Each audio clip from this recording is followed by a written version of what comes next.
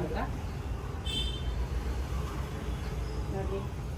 ಶರಣು ಶರಣಾರ್ಥಿ ಬಂಧುಗಳೇ, ನಾವು ಈ ದಿನ ಇಂದಿರಾನಗರ ಬೆಂಗಳೂರಿನಲ್ಲಿರುವಂತಹ ಸಿದ್ದರಾಮಣ್ಣನವರ್ ಮತ್ತು ಶಾರದಾ ಸಿದ್ದರಾಮಣ್ಣನವರವರ ಮನೆಗೆ ಬಂದಿದ್ದೇವೆ. ಈ ಸಂದರ್ಭದಲ್ಲಿ ನನಗೆ ಬಸವಣ್ಣನವರ ಒಂದು ವಚನ ನೆನಪಿಗೆ ಬರುತ್ತೆ. ದಯವಿಲ್ಲದ ಧರ್ಮವದಾವುದಯ್ಯ, ದಯವೇ ಬೇಕು ಸಕಲ ಪ್ರಾಣಿಗಳೆಲ್ಲರಲ್ಲಿ, ದಯವೇ ಧರ್ಮದ ಮೂಲವಯ್ಯ, ಕೂಡಲ ಸಂಗಯ್ಯನಂತಲ್ಲದೊಳ್ಳನಯ್ಯ ಅಂತ. ಒಂದು ಇವರ ಮನೆಗೆ ಒಂದು ಬೆಕ್ಕು ಮರಿ ಬಂದು ಅದು 3 ಬೆಕ್ಕು ಮರಿಯನ್ನ ತನ್ನ ಮರಿಗಳನ್ನ ಕರೆದುಕೊಂಡು ಬಂದಿತ್ತಂತೆ. ಆ ಕರೆದುಕೊಂಡು ಬಂದಿರೋ ಮರಿಗಳಲ್ಲಿ 2 ಮರಿಗಳು ಸತ್ತೋಗ್ಬಿಟ್ಟಂತೆ. ಇನ್ನು 1 ಮರಿ ಬದುಕಿದೆ. ಆ ಮರಿಯನ್ನ ಬದುಕಿಸ್ಬೇಕು ಅಂತ ಈ ದಂಪತಿಗಳು ಈ ಬೆಕ್ಕಿನ ಮರಿಗೆ ಅಮೆರಿಕಾದಿಂದ ಮೆಡಿಸಿನ್ಸ್ ನೆಲ್ಲ ತರಿಸ್ಕೊಂಡು, ಫುಡ್ ಎಲ್ಲ ತರಿಸ್ಕೊಂಡು, ಇಲ್ಲಿ ಡಾಕ್ಟರ್ಗೆ ತೋರಿಸ್ಕೊಂಡು ಅದನ್ನ ಎಷ್ಟು ಚೆನ್ನಾಗಿ ಪೋಷಣೆ ಮಾಡ್ತಾ ಇದ್ದಾರೆ ಅಂದ್ರೆ, ಬಸವಣ್ಣನವರ ವಚನವನ್ನ ಇವರಿಬ್ಬರು ದಂಪತಿಗಳು ಅದನ್ನ ಪಾಲಿಸ್ತಾ ಇದ್ದಾರೆ. ನಾವು ವಚನಗಳನ್ನ ವಾಚನ ಮಾಡೋರನ್ನ ನೋಡಿದೀವಿ, ವಚನಗಳನ್ನ ಗಾಯನ ಮಾಡೋರನ್ನ ನೋಡಿದೀವಿ, ವಚನಗಳನ್ನ ನೃತ್ಯ ಮಾಡೋರನ್ನ ನೋಡಿದೀವಿ. ಆದ್ರೆ ವಚನಗಳನ್ನ ಜೀವನದುದ್ದಕ್ಕೂ ಪಾಲಿಸುವಂತಹ ದಂಪತಿಗಳು ಇವತ್ತು ನಮ್ಮ ಮುಂದೆ ಇದ್ದಾರೆ. ಅವರೇ ನಮ್ಮ ಶಾರದಾ ಸಿದ್ದರಾಮಣ್ಣನವರು, NT ಸಿದ್ದರಾಮಣ್ಣನವರು. ಇವರು NGF ನ ರಿಟೈರ್ಡ್ ಮ್ಯಾನೇಜರ್ ಆಗಿದ್ರು. ಈ ದಿನ ಅವ್ರ ಮನೆಗೆ ಬಂದಾಗ ನಮ್ಗೆ ಈ ಒಂದು ದೃಶ್ಯವನ್ನ ನೋಡಿ ಬಹಳ ಸಂತೋಷವಾಯಿತು. ನೋಡಿ, ಸಕಲ ಜೀವಾತ್ಮರಿಗೆ ಲೇಸನ್ನೇ ಬಯಸುವಂತ ನಮ್ಮ ಬಸವಣ್ಣನವರು ಹೇಳ್ತಾರೆ. ಹಾಗೆ ಒಂದು ಬೆಕ್ಕಿನ ಮರಿಯನ್ನ ಇಷ್ಟು ಚೆನ್ನಾಗಿ ಪೋಷಣೆ ಮಾಡಿಕೊಂಡು ಅದಕ್ಕೆ ಈಗಾಗಲೇ 1 ತಿಂಗಳಿಂದ ಒಂದು 50,000 ರೂಪಾಯಿ ಖರ್ಚಾಗಿದೆ ಅಂತೆ. ಆದ್ರೆ ಅವ್ರಿಗೆ ಅದು ಖರ್ಚಂತ ಅನ್ನಿಸ್ತಾನೆ ಇಲ್ಲ. ನಮ್ಮ ಮಕ್ಕಳಿಗೆ ಏನಾದ್ರು ಆದ್ರೆ ನಾವು ನೋಡ್ತಿರ್ಲಿಲ್ವಾ? ಅದೇ ರೀತಿ ನಾವು ಒಂದು ಈ ಬೆಕ್ಕಿನ ಮರಿಯನ್ನು ಕೂಡ ಪೋಷಣೆ ಮಾಡ್ತಿದೀವಿ.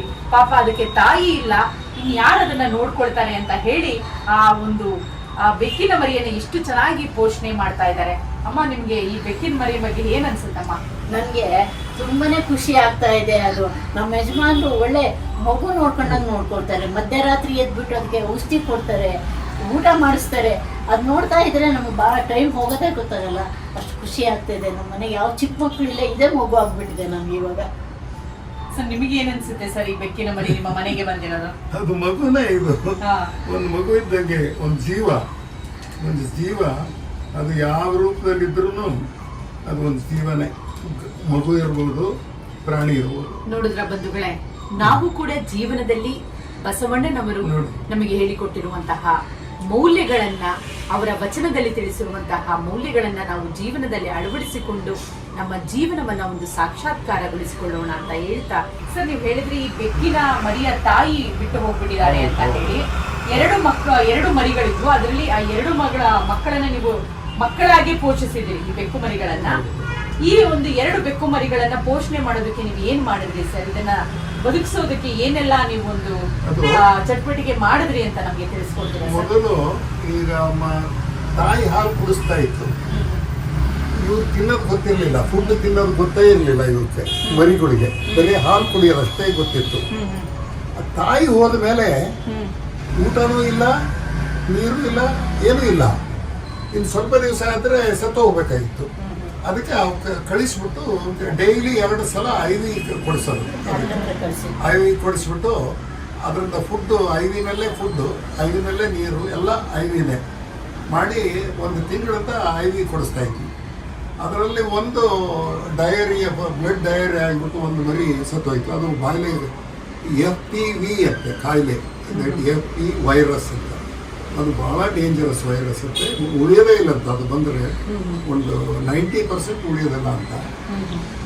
ಅವು 2 ಹೋಗ್ಬಿಟ್ಟವಲ್ಲ, ಹೋದ್ಮೇಲೆ ಇದನ್ನು ಉಳಿಸ್ಕೋಬೇಕು ಅಂತಂದ್ಬಿಟ್ಟು ಇದಕ್ಕೂ IV ಕೊಡಿಸಿ ಇಲ್ಲಿವರೆಗೂ ಇವಾಗ ಊಟ ತಿನ್ನೋ ಸ್ಟೇಜಿಗೆ ಬಂದಿದೆ 1 ತಿಂಗಳಾದ್ಮೇಲೆ. ಈಗ ಏನು ತೊಂದರೆ ಇಲ್ಲ.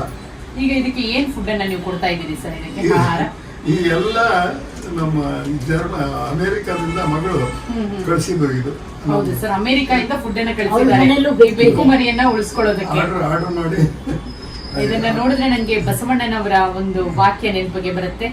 ಸಕಲ ಜೀವಾತ್ಮರಿಗೆ ಲೇಸನೆ ಬಯಸುವ ಕುಲಜರೆ ಶರಣರು ಅಂತ ಹೇಳ್ತಾರೆ.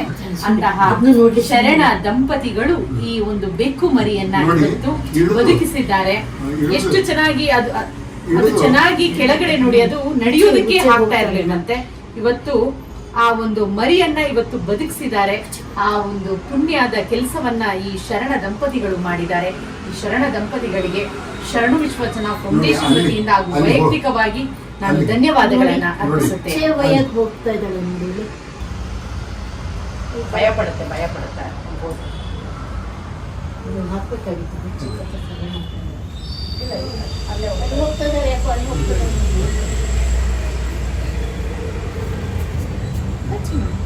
ರಾತ್ರಿ